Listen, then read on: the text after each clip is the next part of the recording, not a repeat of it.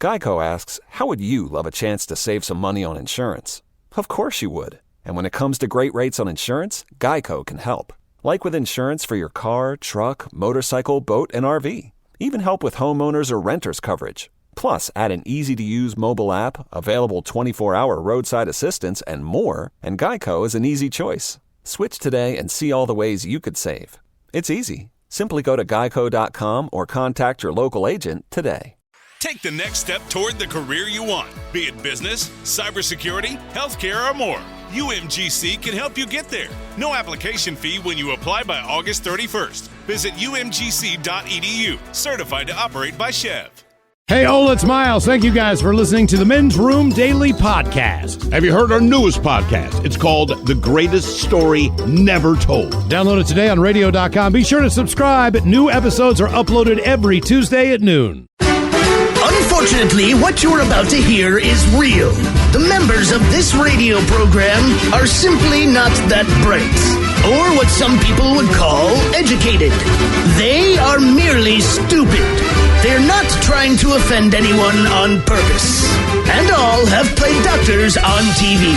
You have been warned and are cordially invited to join the party. This is the Men's Room. Forget it, man, and get with the countdown. Get with the countdown. Shake this square world and blast off for Kicksville. The trippers, the grasshoppers, the hip ones, all gathered in secrecy and flying high as a kite. This is the Men's Room with Miles and Thrill. You know what they say, shake your radio more than 3 times, and you're playing with it. You're listening to the Men's Room. And away we go. Welcome to Season 15, Episode number 3,323. Along with Steve the Thrill Hill, the Ted Smith, and Mike Hawk. And you are the Men's Room. On tap today, the return of Ted versus the FCC.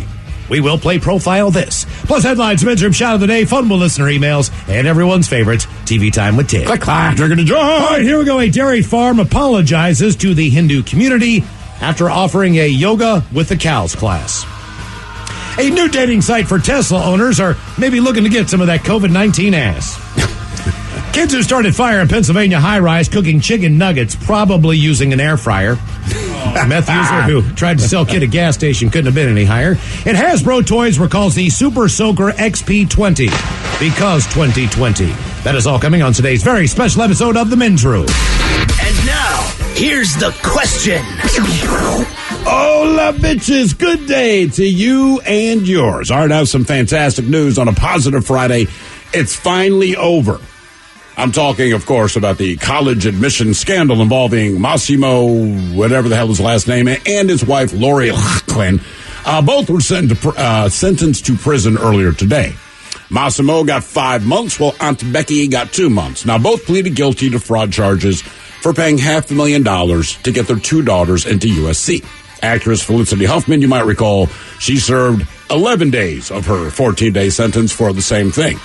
Meanwhile, earlier today, another sentence handed down, in this case to Joseph D'Angelo. Anyone recognize that name? No. Joseph D'Angelo. Let me know if I give you his alias, the Golden State Killer.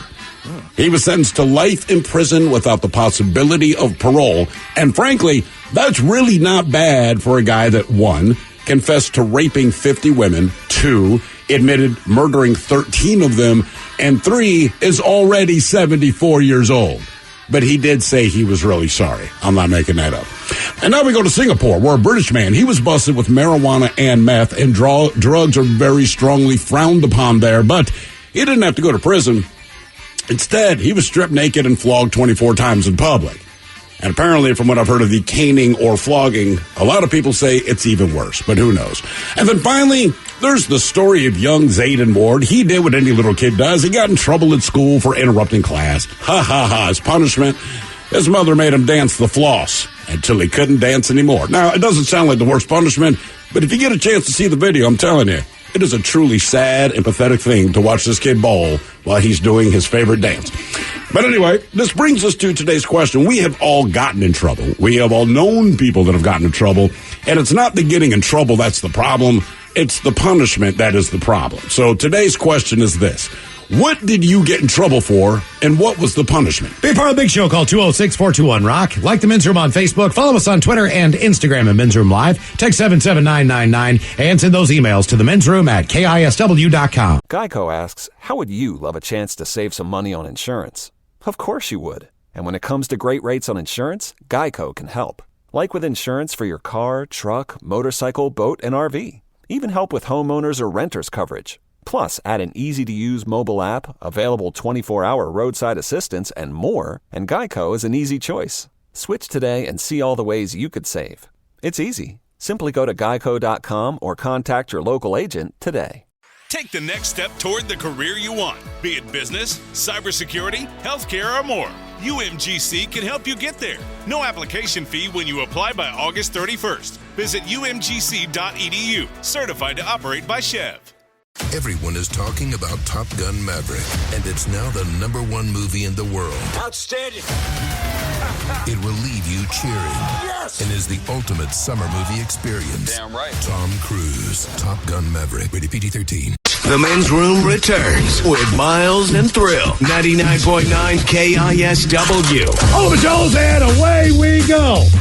Welcome to Season 15, Episode number 3,323. What a large and in charge program we have for you today. Guaranteed future repeat and a positive Friday. Positive Friday.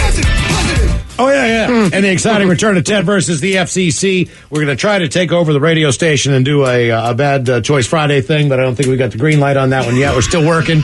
Still pushing through. We got plenty of plans. See if we can nudge Ryan Castle into letting us just go rogue and play whatever the hell we want. Well, we could just do it and then get in trouble later. That's always an option, but I don't know if that's the best option. But here's the beauty of the whole social distancing thing. He's at home. So Right. the worst it would be is like an angry Zoom call. Yeah, exactly. You know what I mean? Like, I want to see, and the problem with us, and we can mute him. we're not even equipped in here to do a Zoom call because none of the computers in here have cameras. So, so technically, you know what I mean? We could sit here and moon him and flip him off and everything And he wouldn't else. know. He had no idea. You just see him all mad, like, why did you play Chumbawamba? It's like, because it's Friday, we want a whiskey drink, and all that stuff. You know what? I'll drink the cider. All right. Okay. Very cool. Very cool. But, big show for you today. We're going to talk about a little bit of punishment here, and punishment comes in all forms and Like an ways. angry Zoom call. If you're a kid, then, your punishment's going to be a little bit different than if you were an adult. Yes. We know for a fact, even when we get birthday requests in here, Coach Ted will tell people, remember, you're 18 years old. There's a big difference between being 17 years old and 18 years old as far as the way life will treat you. Yeah, if you prison. if you really mess up. That was the words of my stepfather. Just quite clear about that. He's like, look, you're 18 now, so everything is different. No matter what you do now, there's going to be legal ramifications, and because you're an adult, I'm not so willing that I'm going to be there to help you. No, you're an adult. And that was the kind of the that's threat, right. And as far as he was concerned growing up, he wasn't one of those people that wanted, he didn't want to put you through a whole lot of crap. He basically just like, look, I never got grounded for anything I did because he wanted me out of the house. Sure. But I would get my ass beat. I mean, Right. I would, and that's worse. People that get my friends would get grounded, like, I can't do anything for 2 weeks. And now, we both got busted for the same crime because we're in cahoots. And I'm like, all right, well, you can't come outside for 2 weeks. Can you sit down comfortably? If your answer is yes, I'll trade with you because in the end, you're hanging out in your room, and as I recall, your bedroom is where you had all the crap you like anyway. Me, I got my ass beat, man. Yeah. My grandmother, her technique was a wooden spoon. So she would beat you with a wooden spoon, which wasn't the worst thing in the world. It was kind of a softer punishment. But I think the one that psychologically messed me up the most as far as the process of it goes, if I really got, in trouble, then I would have to go out back. We had an apple tree in our yard. I would have to go get a switch, Basically, the branch that, like a whip. Why do they call it a switch if they're going to hit you with it? Because every other time it's a stick, branch. it's a branch, it's a tree part. But if you're going to get beaten with it, we'll call it a switch. It doesn't sound as bad. It's like climbing the tree, and then you gotta rip this thing off, and it's a live branch, so it's kind of hard to rip off. And you clear off all the leaves, the apples, or whatever, and bring this damn thing in, man. And then you just got beat with it on the back of your legs, on your ass, and I mean, it was the worst because the process of getting this thing. You were basically getting the instrument that was going to beat you. So you were really strategically trying to get one that you But thought. they know this. And they would send you back out to go, no, you're going to need a thicker branch. That's you're not in good. trouble. I'm not here to tell you. For me, it was the belt. I never had to grab a switch, but it was just the belt. And my the belt comes off. He wouldn't even have to get that it's that whole process. Because they take their time. Your father is savoring the fact that he's about to beat your ass with a belt. Bend over. Yeah, I mean, it's real slow coming. But to be fair, I think I got hit with the belt maybe 3 times total. I got spanked plenty. But the belt was kind of like you committed the kid version of a felony, right? So, I mean, you're going to Beltsville. And after 3 of those, I'm like, okay, let's just do the misdemeanor crime, maybe get yelled at, maybe get spanked. But the belt was the thing. Right. It was the snap of the belt. Oh, you don't have to snap it before you hit me with it. I understand, right? We know. And not only that, but there was, every single class that I walked in from about 3rd grade all the way up until, I guess I got into high school. You walked in, and immediately on the door, there was a paddle, and it was hanging on a nail. Every room had a paddle in it. Now, some paddles were different than others. Some paddles, guys would get creative in shop class, and they would take their paddle in there and basically bore holes down in it. And then when you heard your classmate get whipped, you heard the whistling sound of the paddle, and then you heard the smack. Yeah. It was a much different thing. And I do remember in shop class at one point in time when I was in the 9th grade, one of our assignments was to make new paddles for the teachers for next year. Oh, isn't that nice? Yeah, so great. Yeah, right, exactly. I mean, this is the world that we lived in. And when you got your ass beat at school, then from that point on, it was a step process. You'd get your ass beat by the teacher, then you would go down to the principal's office. The principal typically wasn't the one who would handle the physical punishment. The vice principal. The vice principal. Right. And if you talk to the vice principal, he might just whack you, and maybe you didn't go to the principal, depending on what it was you did. Sure. But when you got to the principal was one who was more of the judge. So he was just going to tell you what your punishment was, because you've already been beaten a couple times. And keep in mind, you have another beating coming when you get home. Exactly. This is only these are intermediary. You haven't even gotten to the worst of it yet, right? Because you have not gotten home. I've already called your parents. They already know what's happening. At that point in time, your heart sinks down in your stomach. You don't care. Now, and to be honest with you, the principal was the best because he was giving you time off of school. So even though they looked at it as a punishment, in our minds, he was like, you hoped, because I remember one time, our principal, Mr. Walls, he said, I'm going to give both of you 2 days off. And my buddy sitting next to me, because we got in a fight, goes, can we have 3? And that way we don't have to come to school Friday, and we'll have like a 5-day weekend. Just 5-day weekend. And he was like, what if I gave you 4 then? And my buddy said, yeah, I mean, we keep talking, can we brother. do Monday too? Because if I slap your coffee mug off of your desk, will that add a day? Yeah, we're still getting our assignments. It's like homeschool. You're still responsible for doing your homework during this time. So you are at home. You are doing your work. You can get that work done in about 3 hours compared to a 7-hour day. So then you have, 4 hours. Yeah, I never cared. Getting suspended from school, I'm like, man, keep in mind, they suspended me the first time when I first started cutting school. I missed like 2 weeks, and then they suspended me for a week. And I'm like, you guys really don't understand how this works, but okay. I've made it clear. I don't want to be here, but now you're mandating. You have made, my parents can't even argue this point. They can be mad at me, but they can't argue that I need to go to school. Yes, sorry. They told me to stay home. Yeah, Saturday detention sucked. Right. Saturday sucked, but I never showed up for Saturday. That's just, it's one of those things, look, I never did homework. I refused to do Saturday detention and got in a lot of trouble for that, too. I said, bro, it's Saturday. Again, to me, this is not hard to understand. If you don't pay me, there's no chance I'm doing extra anything for you. And there's no real trouble because, again, as a kid, you understood the limit of the trouble. The worst thing that's going to happen is my parents are upset. I do not go to jail for this. I'm not going to be gunned down in the street. Nobody's hunting me down. you're just mad at me. I don't care that you're mad. That is a you problem. Sure. And then there comes a time where you get to be about 15, 16 years old, and now you have this bright idea in your head that no matter what happens when you get home, you're kicking your dad's ass. There's no doubt about it. Look, I thought that once. I got once. I was 16 years old. I got into a bit of trouble. He's like, I'm taking your car away.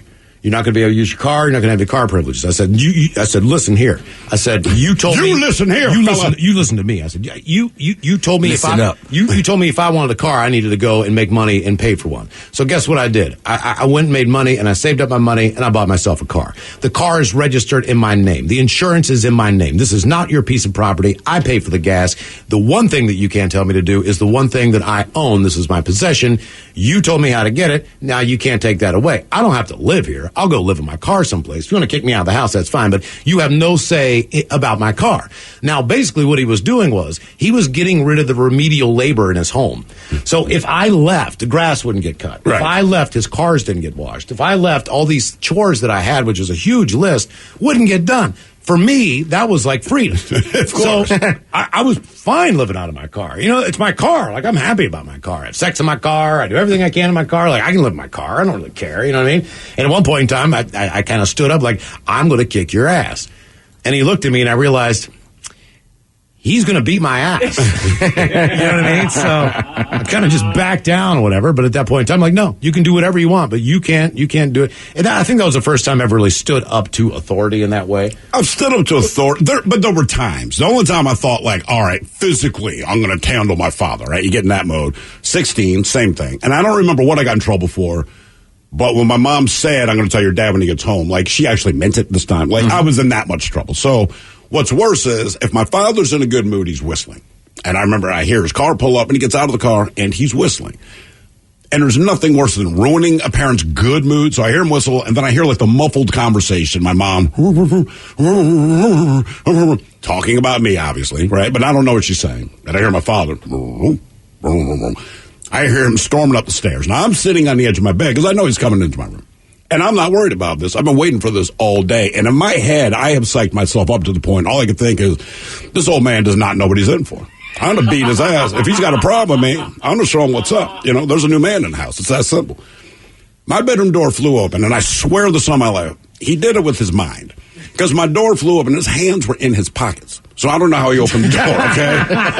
But my door flew open. That's smooth, though. And we made eye contact. And I guess he could tell that, you know, I'm getting myself all fired up. And he was real cool. He just said, something you want to say to me? And this is my opportunity. So I looked him right in the eye and said, no, sir.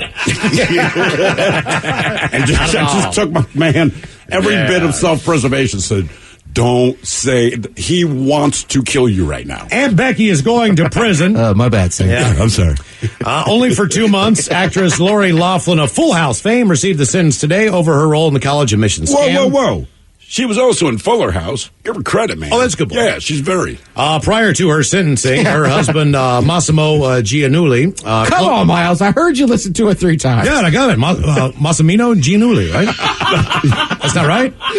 I'm just kidding. Okay. I think it's Massimo, right? It's Massimo, yeah. Massimo Giannulli. Yeah, I mean, he was. I would just go, are you trying to figure out how to say it? He goes, yeah, I have no idea how to say it. I mean, look at this. I mean, hell, I grew up in an Italian household. That looks like a dish you'd make. The Massimo. Exactly. Get the Massimo Giuliani. With the Massimoli and the Giuliani. With the side of the Lord Loughlin. Oh, Massimo's wife's in jail, huh? Yeah. Well, he's a clothing designer. I believe he's got the high-end stuff that's in Target or something. Or I think I'm wearing a shirt now. Are you really? I don't know. I had no idea he was a real guy, but we have all owned Massimo's Oh, my stuff. God, you are wearing this dude's stuff. Yeah. It's a Target Get shirt. out of here. That's Yeah. what I'm saying. Well, my wife told me. She goes, oh, my, do you know who Massimo is? I said, I don't know. It's Lori Loughlin's husband. She's like, that's the Target dude. Again, I have the blank Homer Simpson stare like, what? She's like, Massimo. I'm like, oh, that is a person? That's I had no idea. until they started cheating on college stuff. I just thought it was a brand. I don't know what the difference is. He got 5 months. His wife got 2 months. Either way, They're saying he was more involved in the entire scandal than she was. All right. Both of them pled guilty to fraud charges for paying about $500,000 to make sure their 2 daughters got into USC as bogus members of the school's rowing team. Neither of their daughters are rowers. Under the plea deal, the judge also ordered Giannulli to pay a $250,000 fine, 250 hours of community service. Laughlin must pay $150,000 to 100 hours of service. No word yet on when the pair will start their sentencing, but I guess all things considered, those aren't the harshest penalties ever in the world. And look, neither one of them's going to do the full sentence. It's not the worst thing, but it also wasn't the worst crime. It's an annoying crime, but it's not the worst thing you can do. No, here's and the Miles, worst crime. we all know you only do 2 days. Yeah. The day you go in and the day you get out. That's it. She's going to talk like that when she gets up. You might remember me as Aunt Becky. Right. I've done time now, player. Yeah. I got a new celly. Now we go to the worst with Joseph D'Angelo. I don't know what's up with Italians not being able to stay on the straight and narrow these days, but he is better known as the Golden State Killer. Oh. Won't be getting out of prison ever. He's 74 years old, received the sentence of life without the possibility of parole. Wait. No. Listen.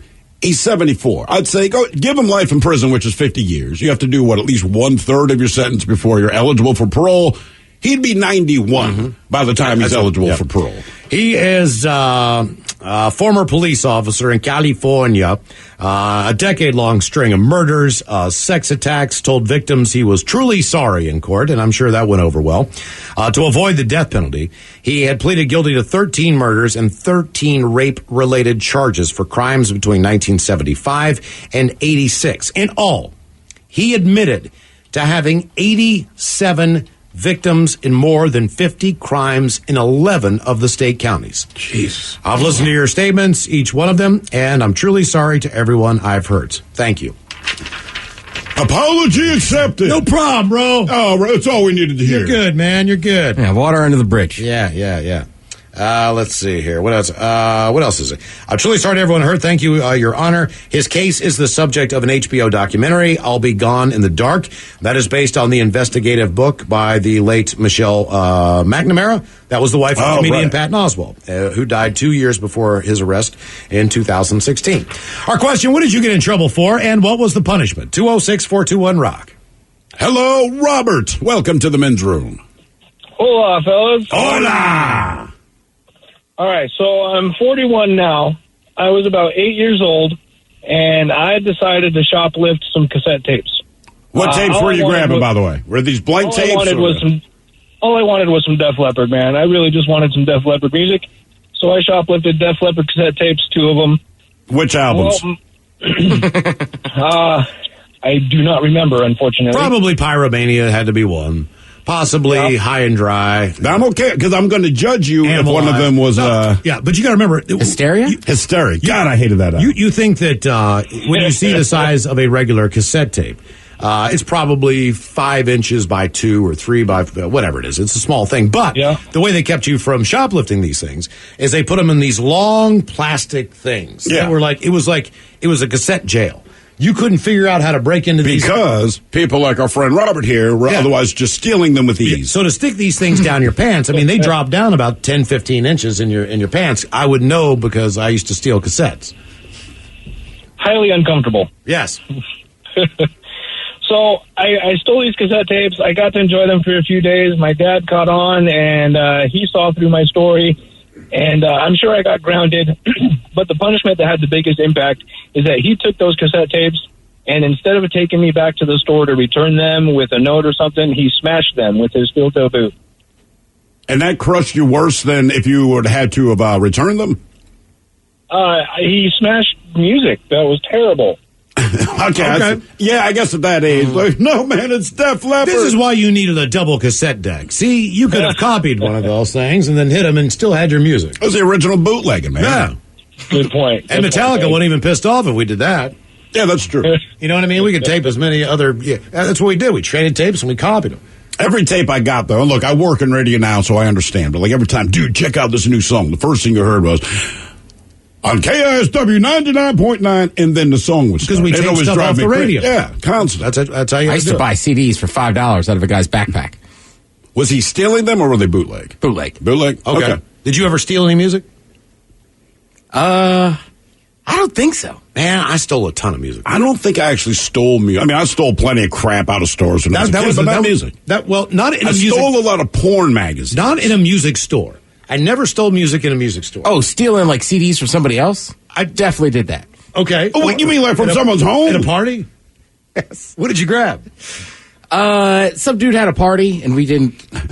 For some reason, we had decided he had slighted us. I don't remember what happened. Yeah. We took the whole case. You took all the CDs. Yeah. How many did he have? It was like one of those big ones where it was like 4 on a page. Yeah. Oh, wow. It was a good selection. Dude had a lot of good music. Oh, man. Yeah, I was stealing them like from the Kmart, I think. Yeah, it was like Target, Kmart. Right, because all you that had the kind of bigger thing. box stores, you know what I mean? They just didn't have security then. They didn't have cameras then. Well, they used to take like all the cassette tapes before they put them in cassette jail. They would throw them in like just big bins. It was like a big bin in the middle of the aisle, so it's just these loose cassette tapes, and still never stole any. But we witnessed basically the anti-theft beginning of retail shopping. So all of a We sudden, witnessed it because we were responsible for it. stealing all now of the you got to crap. walk by through metal detectors, and there's little metal things on these things, or things that needed to be popped off before purchase, or you'd set the alarm off. It got a lot more complicated as life went on. It really did. The last thing that I stole that I can remember was a pair of shoes from Value City. And basically, I walked in, I found a pair of shoes I liked that fit, and I just put them on and walked out of the store. And I thought I was going to get caught. They had a security guard there, but they didn't have all like the security in the shoes themselves. But I remember walking down the hall or down the aisle and decided, miles on like your shoes here. So you can always sell like new shoes, like, security guard looks at me, I look at him, he's like, have a good day. I'm like, cool. I'm in. Yeah, it's the last thing I shoplifted. Fresh pair. Yeah. What did you get in trouble Nice kicks. for, and what was the punishment? 206-421-ROCK. Geico asks, how would you love a chance to save some money on insurance? Of course you would. And when it comes to great rates on insurance, Geico can help. Like with insurance for your car, truck, motorcycle, boat, and RV. Even help with homeowners or renters coverage. Plus, add an easy-to-use mobile app, available 24-hour roadside assistance, and more, and Geico is an easy choice. Switch today and see all the ways you could save. It's easy. Simply go to geico.com or contact your local agent today. Take the next step toward the career you want, be it business, cybersecurity, healthcare, or more. UMGC can help you get there. No application fee when you apply by August 31st. Visit umgc.edu, certified to operate by Chev. Everyone is talking about Top Gun Maverick, and it's now the #1 movie in the world. Outstanding. It will leave you cheering. Yes! And is the ultimate summer movie experience. Damn right. Tom Cruise, Top Gun Maverick, rated PG-13. The men's room is in progress. 99.9 KISW and KISW HD1 Seattle. Our question, what did you get in trouble for, and what was the punishment? 206-421-ROCK. Oh, boy. All right, there we go. Hello, Dave. Welcome to the men's room. Liquor and whores. Liquor and whores. How y'all doing today? Doing great, man. It's a positive Friday. Thank you. Positive Friday. Positive Friday. There you go. You know, through Miles, I am a little older than both of you, and I have had my you-know-what whoop more times than none. But the one that brings back most memories, I think I got into an argument with my little sister, and we went to Dairy Queen for ice cream, and my mama got a little bit mad at me, and she decided to bust 3 wooden hairbrushes on my little tush because I could not stop laughing. Okay. In the Dairy Queen parking lot. In the Dairy Queen parking lot, and the worst part of it was the more she hit me, the more I laughed. Yeah, you can't egg on your parents. Because they'll keep beating you. But I've been the quarter-mile walk down to get the switch, which I still don't understand why they call it a switch. It's more like a torment. Did you get Dairy Queen? See, if I'm the parent in this situation, I'm like, look, you can laugh all you want. We're at Dairy Queen. Guess who's not buying you any ice cream? Oh, I didn't get any ice cream, but I definitely got the taste of a wooden hairbrush. Oh man, and I'll tell you something else that was a bad one too. I don't know if this was part of your generation or not, but my stepfather and his family members, being Italian, they wore rings that looked like they had won a Super Bowl. All right, and they would come with the back of their hand and smack you on top of the head, and that hurts. With that, you have no idea how hard how bad that hurt. Like you get whap right on the back. You're like, ah! It hurt like. You know, I got 5 kids, and I've never really spanked them like everybody else did. But in my day, and I'm sure your days as well, you got your ass beat more than once. You got your ass beat by your friend's parents if you got caught. And then they sent you home and got your ass beat again. Teacher. Mm-hmm. And it's crazy. But let me just say this about the teachers, though, right? Because right now, kids are so protected. Like, they're just in bubble wrap, all right? But I'm not saying, hey, bust the kids' hands with a ruler. That seemed to be our teachers' go-to. But even the bad kids, they were bad once all day, right? So you knew sooner or later they're going to F up and do their thing because that's the kid that does the thing. But they got their knuckles hit. I'm telling you, that kid was so well behaved through every other class for the rest of the day. That ass worked. But even then, I knew for a fact, if I ever have children, I am never putting a hand on. Like, I even knew as a kid, like, look, man, if I'm ever in this position, I am, because I knew for a fact it didn't work. It just made me more pissed off. Makes you angry, man. And I was going to figure out a way to get them back. Sure. And I did all kinds of, things that were not real cool to make sure that I did that. So, I mean, like, look, you can mess with me, but this is not over. And I And I will make sure. I did all kinds of stuff. Oh man, I used to take guns and sell them back to pawn shops. Right. And take the money. Because in West Virginia we had an arsenal. So I figured, like, all right, we got 4 22s. I'll take one and sell it. Yeah. And I take it and sell it. Hey, what happened to that 22? I don't know, man. Which one? I don't know what you're talking about. I had $200 in my pocket. Seems like you should be more responsible and find your gun. Exactly. That's ridiculous, man. You're a gun owner. You should know where they're at. They're locked up, right? There you go. Not my bad. Make money and guilt them. Exactly. What did you get in trouble for, and what was the punishment? 206-421-ROCK. Hello, Dill. Welcome to the men's room. Hola. Hola. How you guys doing today? Doing great, Dill. Thanks, man. Positive Friday. Positive Friday. Positive Friday. Yeah, there you go. So, Dill, what did you get in trouble for? What was the punishment? So, I usually got in trouble. I got spankings back, sent to my room, got grounded, all that stuff. But I remember one time my mom she got fed up and she bought this computer chair, the kind with the wheels and it rotates. Sure. Yeah. I don't know what I said. I was with my friends at the house, and we were getting a little loud. My mom told me to keep it down, and I mouthed off to her. And I found out what the chair was for. She sat me down in the chair.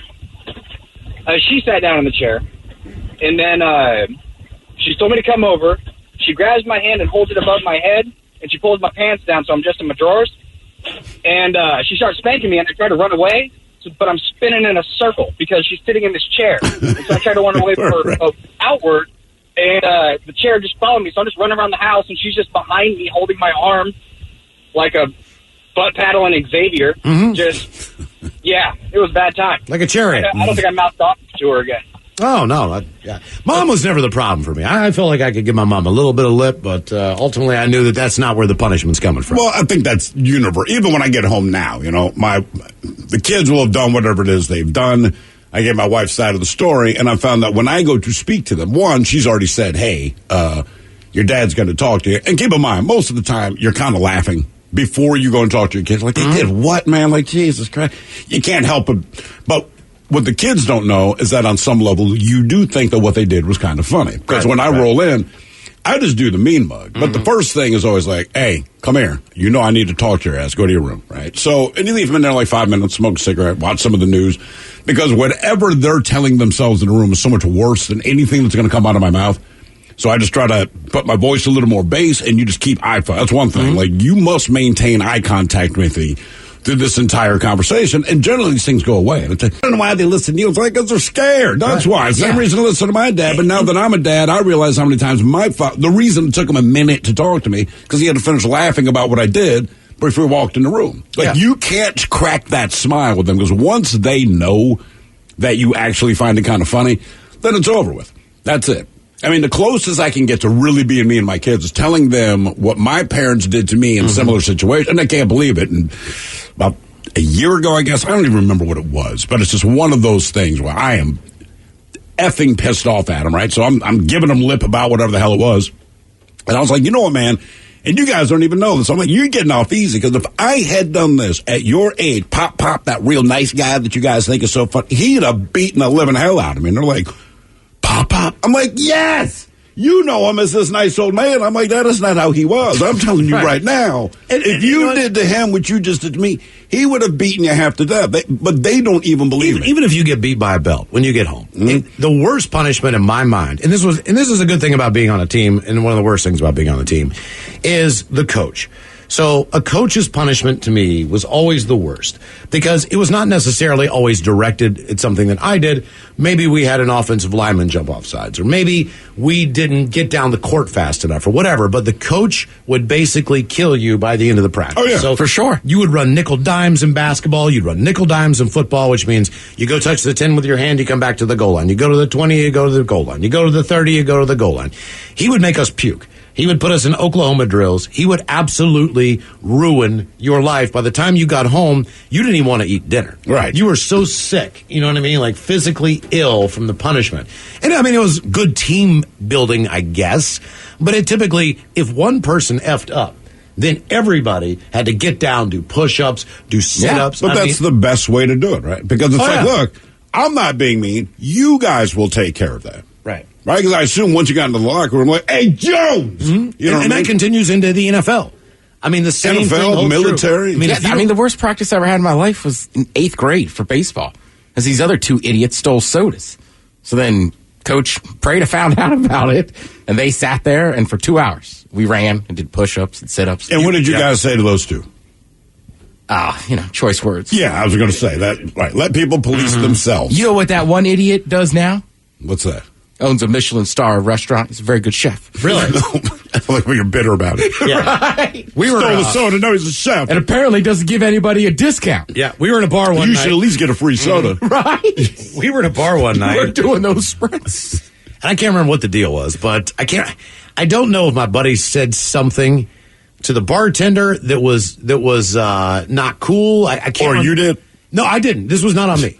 But I was in the bar, and it was 2 a.m., okay? So this is closing time. I don't know if it was directed about closing or why can't we stay or the tab or the hot bartender. I'm not sure exactly what it was. But that gets back to the coach. The next day, we all walk in. We all go in. They're all waiting for us. All of us were in there that night. Right. We had to run steps. Now, this stadium is a pretty big stadium. And when we say run steps, that meant you had to run the steps 5 times. Jesus. The entire stadium, 5 times. Now, after you run the stadium once, your legs are pretty well toast. Sure. But then after that, you have to go practice. So the worst thing about that was, I'm sure in the military it's probably pretty similar. You know what I mean? It's just as far as, I'm going to kill you. And they basically killed us. But then we had to go do everything that we normally did after that. So we were just rubber, you know what I mean? And most of us were kickers, so you kill our legs, and now nobody can kick. So you get out there and you're just like, bong, got these rubber legs, and you're like, well, no wonder nobody can hit anything. What did he say? I don't remember. I mean, that must have been something pretty good if the word got back to the coach. It went right back to the coach. By the morning, the coach already, but that was their bar. That was the bar where it was right beside the stadium. So that was the bar we tried to sneak out one night when the hotel during 2-a-days. And we got there, and when we looked in, the coaches were all at the bar. That's okay. So we went back, but we had to sneak back into the hotel because there was coaches in the lobby at that bar. So we couldn't get in. We were just like, but yeah, that was the bar that happened. What did you get in trouble for, and what was the punishment? 206-421-ROCK. Hello, Matthew. Welcome to the men's room. Hola, bichola. Hola. It's been 7 years since I talked to you guys. I've lived in Texas ever since, and I'm so happy. I just moved back, and I got a great story for you guys. All right. So July 4th is a serious celebration down there in the South. And so I'm down here in this little town in North Texas, and I'm out this lake, and the whole town turns out. So it's like 10,000 people are here, and this lake, and they have a barge on it, and that's where they do their fireworks celebration. Well, my buddy showed up with a large firework in the back of his pickup truck. Very large. It was like $130, I think is what it was. But this thing is 2 feet in diameter, and it had a big stake on the bottom of it, so you would stick it into the ground and fasten it in there, okay? Well, it was illegal to light them off there at the fireworks show. So everybody's watching the fireworks celebration on the lake, and I'm screwing this thing into the ground on the beach with, hundreds of people around me. And as soon as the celebration was over, within about 30 seconds, I lit this big firework off on the beach. So everybody's starting to mosey out. And I lit it off, and then my buddy and I go into his pickup, and we start to leave. Well, that thing started going off in the background. It's like really dark, and it started shooting it shoots more than 100 shots into the air. Very bright, very loud. and very noticeable. So we get in this pickup and start to try to get out of there. And that's when I turn around and I notice that there's this golf cart that's chasing us with a flashlight, like moving back and forth. And Cole, I was like, man, you got to go. There's a golf cart chasing us. And he goes as far as he can. He gets stuck in traffic. This little golf cart comes up to us, man. It's a sheriff. I can't believe it had markings on the side of it that said sheriff as a golf cart. And he's so mad. This dude was spitting mad. And he was like, didn't you see me behind you? And, of course, I'm like, no, I didn't see you behind me. And he was so mad that he wrote me a $516 ticket. Jesus. Damn. Yeah. On a golf cart. But dude, you got to be one of the only people who's been pulled over or arrested from a golf cart. That's exactly right. That's why I figured you guys would like that. Maybe it happens in the villages in Orlando. I don't know, but I can't imagine that, that happens to a lot of people. He didn't arrest me because he had a passenger in there, so there was nothing he could do. It was some guy who was a politician or something. They were mad. I mean, we were very well known now to the town because of this. So. Oh, that's when you were well known, huh? What were you doing down in Texas? I married this girl, and then I left her down there, so that's about it. You left her? Wow, okay. Well, yeah. Okay. But she didn't like her parents more than me, apparently. Yeah, man. I mean, that's the song, right? All my exes live in Texas. Oh, yeah, you're right. You should play that. Proves it. We can play that if we do Bad Choice Friday. Uh-huh. What did you get in trouble for, and what was the punishment? 206-421-ROD. By the way, I'm very worried when he said we had one firework. It was big. Mm-hmm. Yeah. You don't generally hear one firework. Because all the fireworks that you could buy with $130, you could have your own private display going on for a few hours. Right. But instead you do one shot. One. It's like putting all your money on the roulette table with one spin on one number. Right. Sir, that is a rocket. Right. At that point. Hello, Don. Welcome to the men's room. Oh, goodbye, Don. I haven't heard the dong in a while. We got Don-donged. Oh, Never been Don-donged before. That's double D. Hello, Alex. Welcome to the men's room. Hola, bitches. Hola. Happy Positive Friday. Positive Friday. All right, so I don't know if you guys are familiar with this event, but there used to be an event that used to get put on quite a bit by Zoomies. It was called Couch Tour. Couch Tour? What is that? Couch Tour, it was basically it was a skate event. Local bands would show up. Some big names would show up. Skate crews like the Fallen Team, Enjoy Team, stuff like that. Guys would show up. And basically a bunch of us got together and caused havoc. I mean, that's basically what it was. Well, anyway, I ended up working it that year, and I believe I was in junior high or something like that. Well, the punishment didn't really reflect solely on me, which is kind of the worst part about it. But basically what happened is we ended up getting 27 of us together, and we actually started from one side of the mall to the other and completely skated the whole entire mall while getting chased by 16 security guards or something like that. They seriously chased you while you're skating? Oh yeah. And I was working at the time too. I was security, supposedly. No, wait. So anyway, that resulted in basically I can't remember, but I don't think there was another couch tour after that because they had shut it down due to people getting in too many fights, guys like us doing that kind of stuff. So, which I think was the worst punishment because I'll take a punishment for what I do wrong, but man, when it ruins the fun for everybody else, that's worse to me than anything. Yeah. So did they actually catch you then as you're skating through the mall? Oh, hell no. No, I actually went right back to work afterwards. They never caught me. We sped off fast enough, hid for a little bit, and then I was still on the clock, and then, so I got paid for this, and then just, kept on working. That's awesome. That actually sounds like fun, man. Yeah. I mean, I know you're not supposed to do it, but like that sounds like a lot of fun. Mm-hmm. Yeah, skateboarders catch a lot of hell. Anywhere they skate that's not a skate park, inevitably someone gives them grief. We got a couple of guys out in front of our building. There are a few places for them to try tricks. And I understand what they want to do. Kind of the shallow staircase, a few other things. And it doesn't bother me. And frankly, most of the guys that do it are pretty damn good. Yeah, it's pretty entertaining. But they get about 2 minutes, right? And they're not messing with anyone. They really do just stick to themselves. And they're skating down, and this guy wants to hit his jump. And security eventually, they roll out of the front. Like, guys, you can't be here. But the last time I saw him chase the kids off, to our security team's credit, kid's like, look, man, please just let me try to stay. He could not stick the landing going down the stairs. So the one older lady security guard that's down, she was like, Go ahead. And sure enough, my man nailed it. And he's just like, thanks. She's like, all right, don't come back. She comes out with her hands on her hips and just looks at people, and you just go, oh, sorry. She's disappointed. Right? She found people, what was it, about 6 or 7 months ago in the parking garage.